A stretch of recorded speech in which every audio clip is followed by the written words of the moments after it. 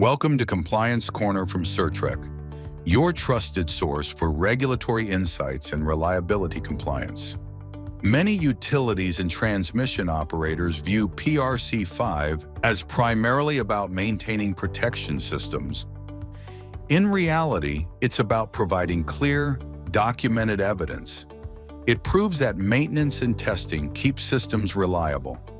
PRC-005 requires entities to implement a protection system maintenance program, conduct regular testing and inspections of protection systems, and document the results, including any corrective actions taken.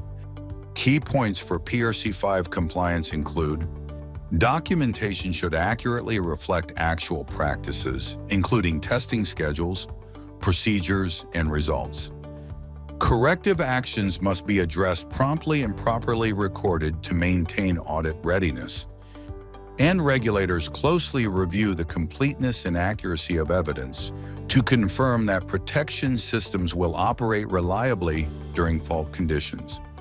Certrec helps utilities and operators streamline PRC-005 compliance, maintain audit-ready records, and strengthen the reliability of protection systems. For more insights on compliance strategies and regulatory best practices, visit Certrec.com.